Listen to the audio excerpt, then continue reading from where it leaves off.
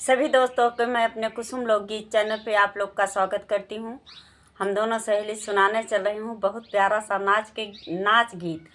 और देखें सब पे बा, ससुर जेठ देवरे आदमी पे। और अच्छा लगे तो कमेंट में ज़रूर बताइए। और सब्सक्राइब न करे वहीं दोस्तों तो सब्सक्राइब कर लें। और आइए हम गीत के सुनाने चल रही हूँ। बनवा बोलै रे मुरैला, बनवा बोलै हो मुरैला। हमरे ससुर एक कुत्ता पाले, हमरे ससुर एक कुत्ता पाले।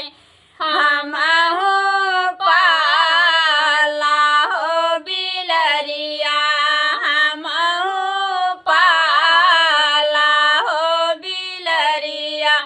ससुरु के कुत्ता भोकहु न जानई, ससुरु के कुत्ता भोकहु न जानई। म्याओ म्याओ करई रे बिलरिया, म्याओ म्याओ करई हो बिलरिया। बनवा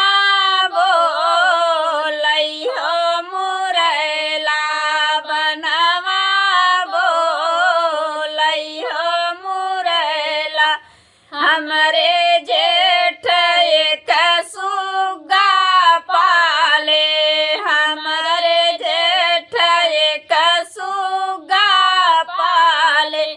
हमहु पाला हो मैनवा, हमहु पाला हो मैनवा।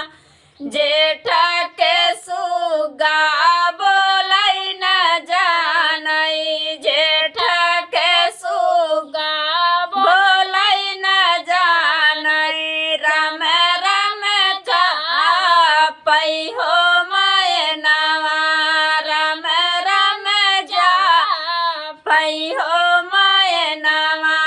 बनवा बोलै हो मुरैला, बनवा बोलै हो मुरैला।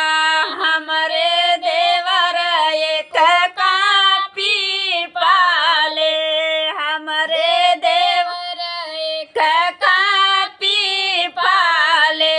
हमहु पाला हो कलमिया, हमहु पाला हो कलमिया। देवरा के कापी पढ़ाई न जानई, देवरा कई कापी पढ़ऊ न जानई। सर सर चालै हो कलमिया, सर सर चालै हो कलमिया।